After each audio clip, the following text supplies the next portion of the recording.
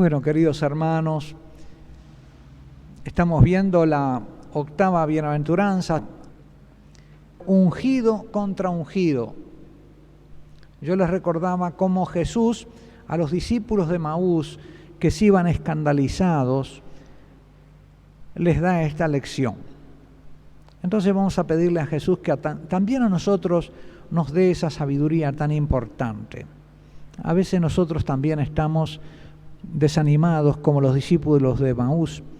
No comprendemos, nos parece que Cristo ha fracasado, nos escandaliza a veces que a Cristo lo persigan gente que parece buena o que se da por buena. A veces también nos escandaliza dentro de la iglesia sin darnos cuenta que los buenos sean los perseguidos, lo vemos en la vida de los santos, y por otros que también parecen buenos. No entendemos estas cosas. Es el drama de la persecución que estamos contemplando en esta octava bienaventuranza, ¿no? Bienaventurados los perseguidos por causa de la justicia filial, por ser hijos, como Jesús lo fue. Y entonces los que participan en el ser hijos con Jesús, los que son discípulos suyos, los que quieren vivir como hijos de Dios y recibirse de Dios mismo, van a ser perseguidos, dice Jesús. Bueno, entonces oremos, queridos hermanos. Señor, aquí estamos otra vez delante de ti en esta noche.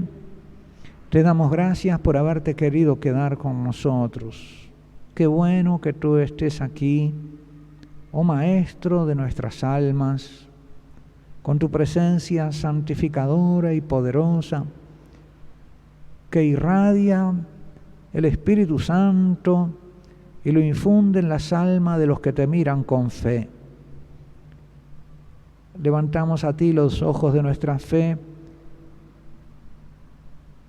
y te miramos presente aquí con tu poder, con tu misericordia. Queremos ser discípulos tuyos en ese arte, en esa sabiduría de vivir como hijos, como tú viviste, Señor. Aceptamos la oferta de la felicidad divina que tú nos haces, de las bienaventuranzas, las que tú viviste y las que tú nos ofreces. Es la participación en la vida divina de Dios, en la felicidad divina que te une con el Padre Celestial. Oh Señor, bendícenos esta noche. Ilumina nuestra inteligencia para que comprendamos este misterio de la persecución. Alégranos, Señor, por las cosas que tenemos que sufrir por ser cristianos, por querer vivir como hijos de Dios. Que no nos entristezcamos, que no nos escandalicemos, que no sea motivo de tropiezo para nosotros en el seguimiento, en el camino hacia el Padre. Bueno, queridos hermanos, Jesús resucitado les explica a los discípulos de Maús, ¿se acuerdan ustedes? La inicua ley del ungido contra ungido, le llamo yo, ¿no? Y se le explica a la luz de las Sagradas Escrituras. Les dice, era necesario que el Mesías padeciese estas cosas para entrar así en su gloria. Porque ellos iban escandalizados. ¿Cómo es posible? Dice, era un profeta poderoso en obras y en palabras, y nuestros príncipes lo mataron. Era gente que respetaba a sus líderes, a los líderes del pueblo, ¿no? Los príncipes del pueblo, lo mejor del pueblo elegido, parecía, mata al profeta. ¿Cómo es posible esto? Los líderes del pueblo elegido matan al profeta, al Hijo de Dios. Y Jesús le dice, era necesario que él entrara así en su gloria, por este camino. Diríamos como rechazados por lo que parecen los mejores. Esto es la persecución a manos de los hombres guías espirituales del pueblo elegidos Y por lo tanto, elegidos ellos también, fueran o no buenos. Jesús señalaba precisamente sus defectos gravísimos, su hipocresía, cómo se valían de las cosas de Dios para lucrar económicamente y para sacar gloria. Y ponía en guardia a sus discípulos: guardaos de esa hipocresía, porque es como una levadura que corrompe, es un principio de corrupción. Y también los cristianos podemos incurrir en la tentación de querer sacar gloria de la fe o hacer que Dios nos sirva a nosotros en vez de servirlo nosotros a Él, o sacar provecho de nuestra condición de cristianos. Jesús nos dice que vamos al contrario, a ser perseguidos, pero que esa es una bienaventuranza. Es la ley misteriosa, la inicua ley del ungido contra ungido o de un elegido contra otro. Y dice que Jesús le fue explicando las Sagradas Escrituras, mostrándole que esto no le pasaba por primera vez a él, que esto venía pasando a lo largo de toda la historia de la humanidad, desde Caín y Abel. Los santos padres explican esta ley así: Él, Jesucristo, es quien sufría tantas penalidades en la persona de muchos otros. Él es quien fue muerto en la persona de Abel. Como que Abel ya formaba parte del cuerpo místico, y siendo agradable a Dios, muere por la asedia de su hermano. ¿Cuál fue el pecado de Caín? Que se enojó porque la ofrenda de Abel era grata a Dios y la suya no le era grata. ¿Por qué no le era grata? Porque, por lo visto, él no se alegraba con la alegría de Dios. Si él se hubiera alegrado con la alegría de Dios, le hubiera bastado que Dios se alegrara con la ofrenda de su hermano. Hubiera dicho: mira qué bien, Dios está contento con tu ofrenda, Abel. No, ¿qué buscaba él?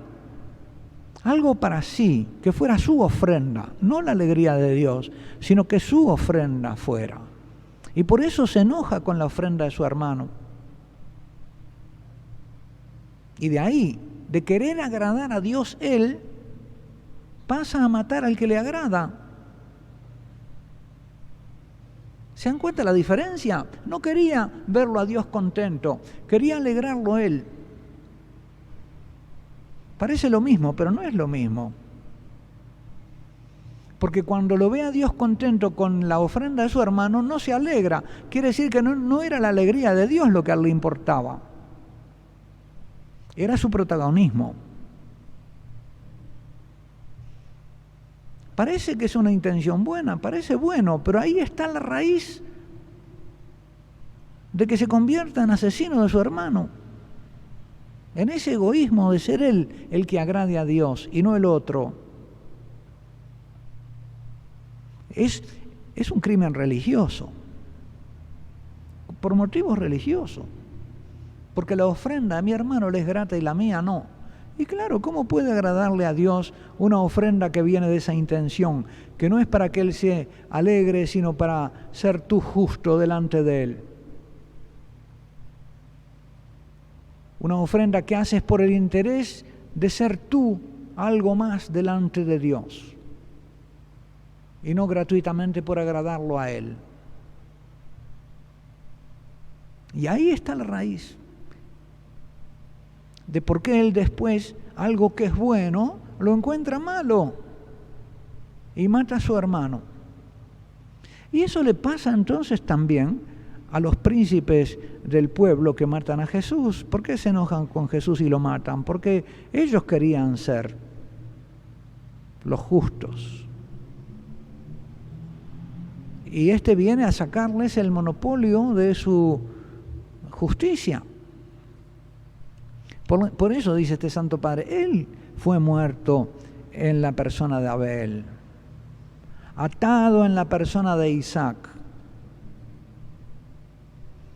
Él anduvo peregrino en la persona de Jacob, perseguido por su hermano Esaú, que eran los dos hijos de la promesa. los dos miembros del pueblo elegido, mellizos. Y fue vendido en la persona de José. Recordamos la historia de José, el patriarca, envidiado por sus hermanos, que al fin lo venden como esclavo. Dice que no lo podían mirar. ¿Por qué? Porque era grato a su padre, porque era el más chico y el papá tenía una debilidad por él.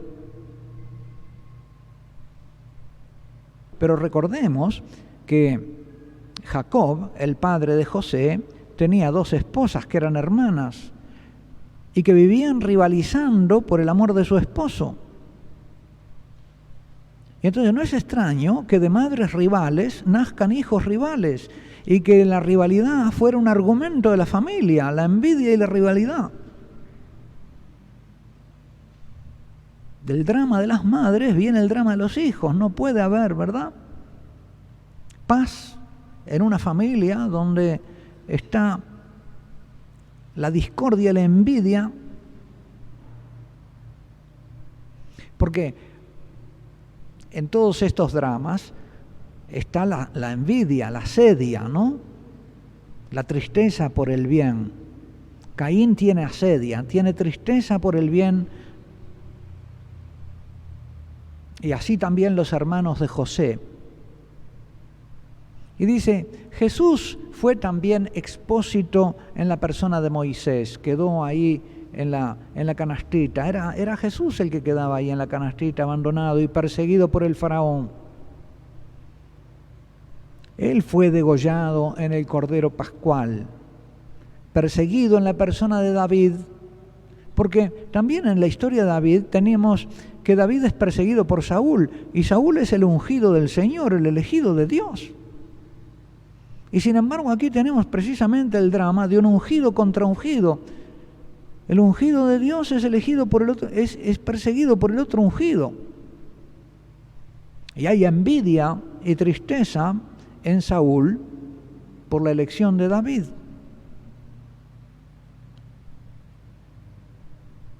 En los sufrimientos de Cristo se ha manifestado, por lo tanto, un misterio que estaba sucediendo y preparándose desde siglos y generaciones en los sufrimientos de los justos anteriores a él. Como es que un argumento histórico que se repite sin cesar a lo largo de las generaciones y que no cesó con Jesús, sino que Jesús prevé que va a continuar repitiéndose con nosotros este argumento histórico. Es decir, sigue manifestándose ahora en las persecuciones de los santos, es decir, a la Iglesia. Ese mismo inicuo misterio manifestado en Cristo ilumina ahora el sentido de los padecimientos de los creyentes y las persecuciones de los católicos. Ha habido verdaderos exterminios de los pueblos católicos. El siglo pasado dicen que fue en un siglo hubo más mártires que en toda la historia de la Iglesia, que casi en 2000 años. ¿Por qué? Porque en el siglo pasado la persecución se hizo por motivos políticos y casi yo diría filosóficos.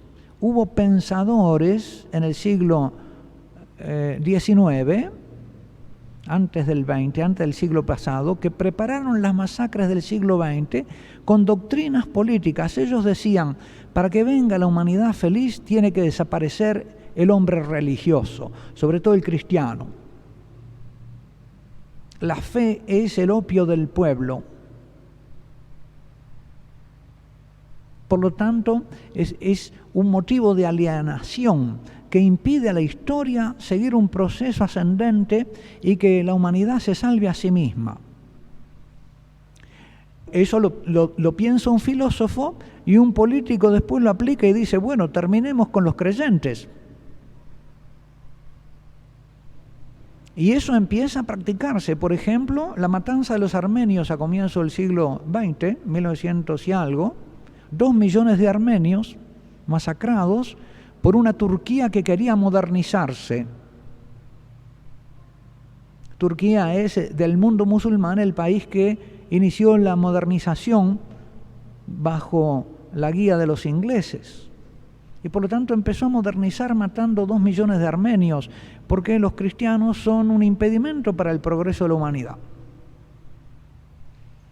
Y en 1917, Lenin, otro político que pone en la práctica los principios de Marx, de que debe desaparecer el hombre religioso para que sobrevenga la sociedad feliz, instala la Unión Soviética, comienza una terrible persecución que va a durar 70 años y que recrudece bajo el gobierno de Stalin, donde se hizo morir de hambre millones de campesinos, más de 50 millones de campesinos, que eran cristianos.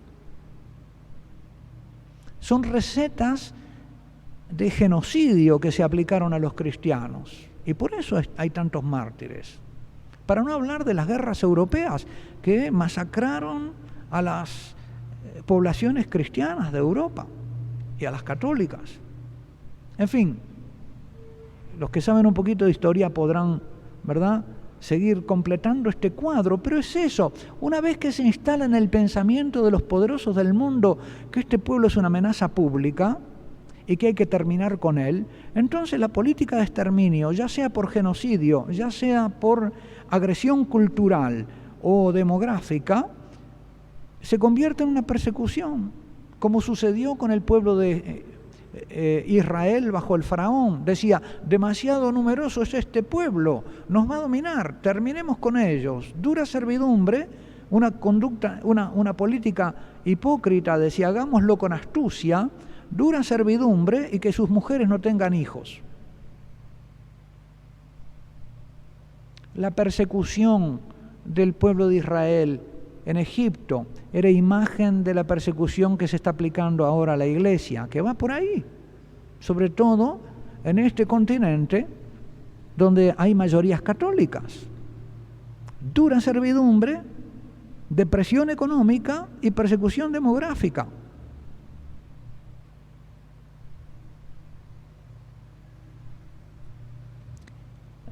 Cuando Jesús dice que os perseguirán por mi causa, se está refiriendo a estas concretas realidades históricas. Ha habido muchas formas de perseguir. En la Revolución Mexicana de 1920 a 1930 se los fusilaba a los cristianos, o se les prohibía tiránicamente, se les incautaba los templos, una persecución terrible. Hasta que se levantaron en armas para defenderse, porque era vida o muerte.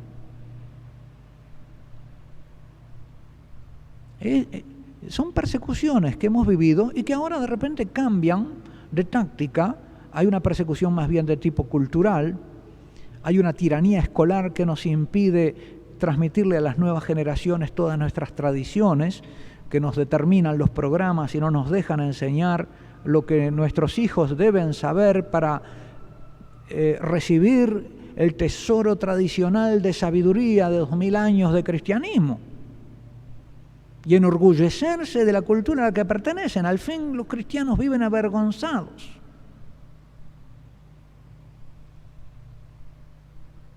Y se pretende avergonzarlos. Es una de las formas de la persecución, acomplejarlos y avergonzarlos.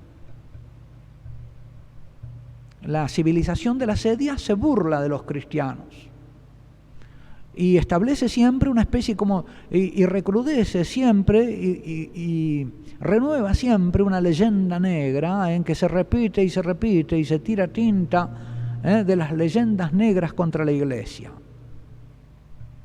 Y parece que fuera inútil cada vez de nuevo refutar las acusaciones, porque como si no se hubieran refutado, las vuelven a repetir.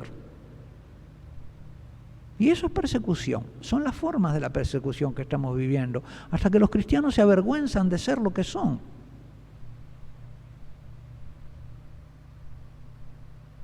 Eso es persecución. Y Jesús sale al cruce de esa vergüenza diciendo, dense cuenta que los persiguen no porque sean malos, porque a otros malos los dejan en paz.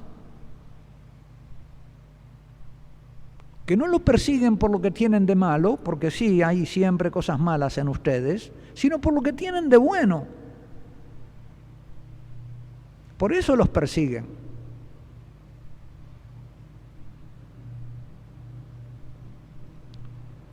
no por los excesos de la presuntos o reales de la Inquisición, sino por la fe que la Inquisición defendía.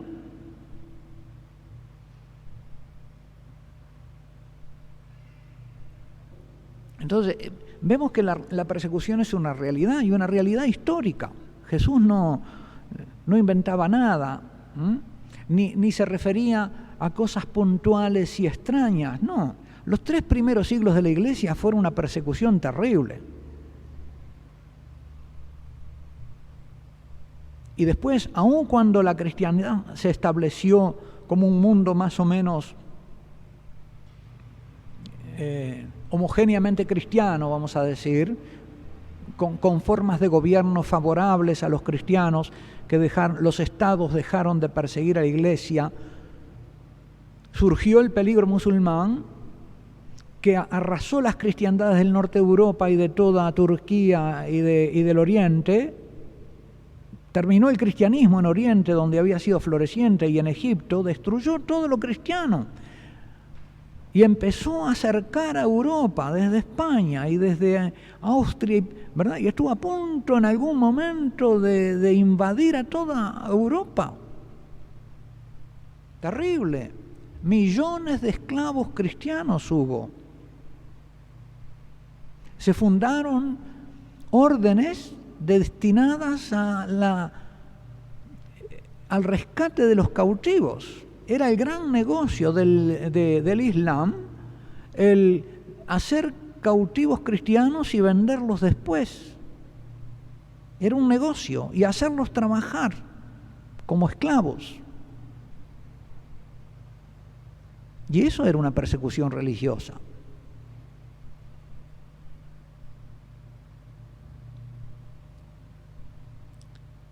Bueno, y en todos ellos era Cristo el que padecía.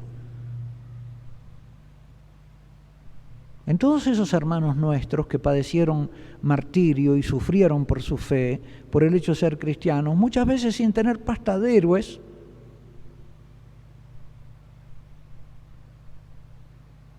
porque no todos los que sufrieron persecución por su fe fueron mártires heroicos, hubo apóstatas, hubo gente que no sabemos, capaz que alguno se desesperó, o muchos, no sabemos. El misterio es que en todos ellos es Cristo quien padece, es el cuerpo el que padece. A Pablo, Jesús le dice, que era un perseguidor, Jesús le dice: Saulo, Saulo, ¿por qué me persigues? No le dice: ¿por qué persigues a mis discípulos? No, notémoslo bien, le dice: ¿por qué me persigues? Cuando tocas a uno de los míos, me tocas a mí. Lo que hacéis a uno de estos hermanitos míos pequeños, a mí me lo hacéis. Es Cristo quien sigue sufriendo en nosotros, que somos su cuerpo, como antes sufría en la persona de los justos del Antiguo Testamento. La comunión de los santos es también una comunión en los padecimientos. Lo dice Pablo en la carta a los Filipenses, que le toca a él padecer en bien de la Iglesia lo que falta en los padecimientos de Cristo.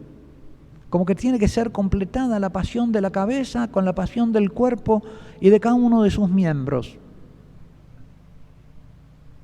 Parece como que no había, dice Isaías, que en ese Mesías sufriente no había parte sana de su cuerpo.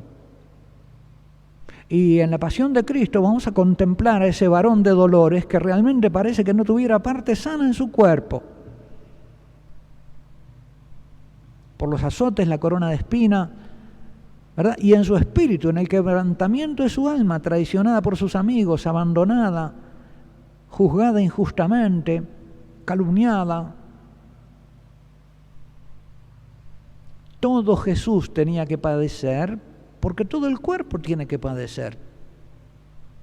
Pero claro, de nuevo, cuando hablamos del padecimiento, no tenemos que quedarnos encandilados con el dolor, sino que tenemos que volver a mirar qué grande debe ser el gozo de ser hijo de Dios, que les permite a Cristo y a sus miembros vivir todo esto y considerar que está bien, que es un buen precio por el tesoro, que vale la pena pagar este precio por ser hijos de Dios, porque el gozo de Dios y el gozo de ser hijos es nuestra fortaleza y nos hace fuertes, capaces de pasar por cualquier tormento. Pero claro, si no tenemos el gozo de ser hijos, no podemos comprender esto.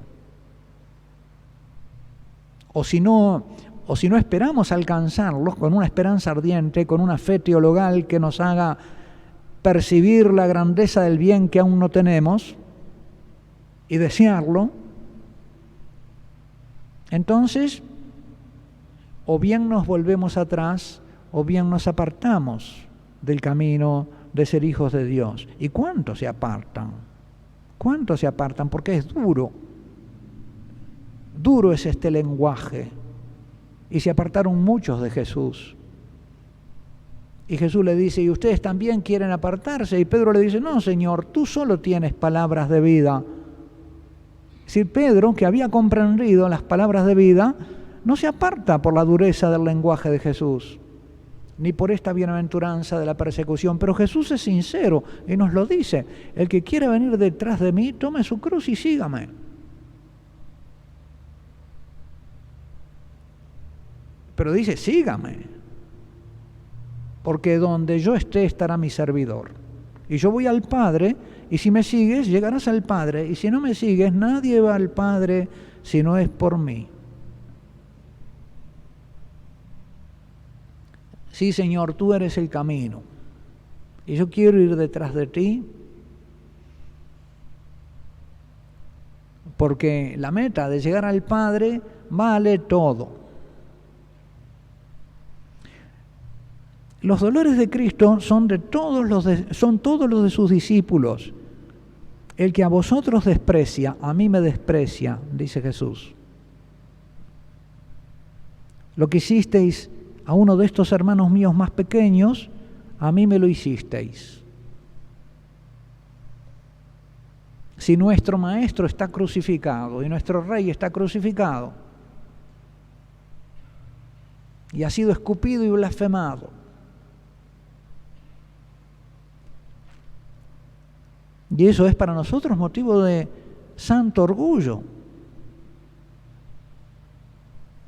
Y nos da una fortaleza muy grande ante el desprecio del mundo. Como que nos afinca en una roca firme. Número 21. Cuando Pedro hace tropezar a Jesús, escandalizar, el escándalo es la piedra donde se... Scandalum en latín es una piedra donde se tropieza. Entonces, cuando Jesús le dice a Pedro, apártate de mí, Satanás, eres motivo de tropiezo para mí, cuando le dice que no tiene que ir a la pasión. Cuando Pedro hace tropezar, escandaliza a Jesús, oponiéndose a la cruz, nos hace tropezar a todos. Por eso Jesús lo corrige a Pedro, apártate de mí, Satanás, mirando a sus discípulos. Dice que mirando a los discípulos le dijo, apártate de mí, Satanás.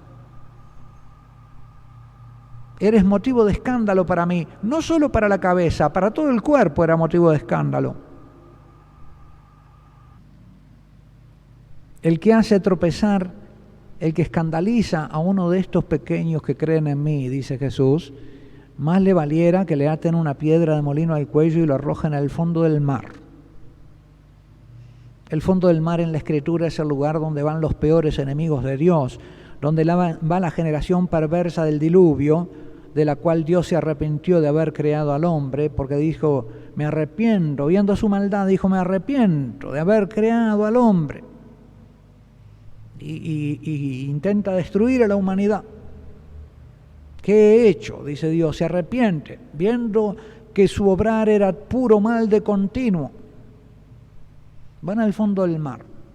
Y el pueblo del egipcio que perseguía a Israel, el ejército egipcio, va al fondo del mar. Y Jonás, el profeta desobediente, va al fondo del mar. Y Miqueas dice que tú arrojarás nuestros pecados al fondo del mar. Y Jesús dice que si tenemos fe como un granito de mostaza, este monte con el templo de Israel encima, con el templo de los judíos encima, donde no había oración sino mercado, iba a ir al fondo del mar. Bueno, el que escandaliza a uno de los pequeños, el que hace tropezar a un cristiano en el seguimiento de Cristo por el camino de la cruz, más vale que lo arrojen al fondo del mar. Son los peores enemigos de la fe, los enemigos de la cruz. San Pablo habla de los enemigos de la cruz, los que dicen, no tenés que, Dios no quiere que sufras, Dios no quiere el sufrimiento. No quiere cualquier sufrimiento, pero ciertamente entra en sus planes. Y San Agustín dice que esos engañan al pueblo, pare de sufrir. Son profetas mentirosos, dice. Están entre nosotros. Pero no son eso, solamente los pastores evangélicos del pare de sufrir, hay muchísimos allá en Uruguay, sino todos los que dicen, los que manifiestan esa teoría, todos los adoradores del bienestar, toda esta civilización nuestra que dice que la felicidad está en el bienestar y que miente, porque la felicidad está en el amor y el amor es sufriente. El amor humano, el amor de los hombres siempre es un amor sufriente, siempre tiene que sufrir al que ama, o con el que ama, o por el que ama. El Papa dice en la carta sobre el sufrimiento, hermosísima, el dolor salvador, dice eso, ¿para qué está el dolor? Para que brille el amor. Nunca se sabe si el amor es verdadero hasta que pasa la prueba del dolor y permanece en el dolor. Si quieres servir al Señor, prepárate para la prueba, porque Él los prueba al que lo sirve como el oro en el crisol. El sufrimiento purifica el amor y sana lo que hay en el hombre de consecuencias del pecado original. Ese sufrimiento es sanador, nos sana de las consecuencias del pecado original.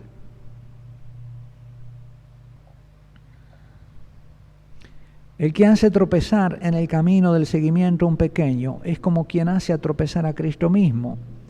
Y por eso Pedro se hace merecedor del terrible castigo anunciado a los que escandalizan ser arrojado al mar con una piedra de molino atada al cuello. Oh Jesús, danos tu gracia para que meditemos esta palabra, la comprendamos, ilumínanos con tu luz, si es que en alguna cosa no comprendemos que estamos viviendo la bienaventuranza de la persecución y no nos damos cuenta. Fortalécenos si estamos flaqueando o si nos entristecemos en vez de gozarnos por las cosas que nos pasan por ser tuyos. Y aumenta en nosotros el gozo filial que nos hace fuertes y nos da la victoria sobre el mundo en nuestra fe.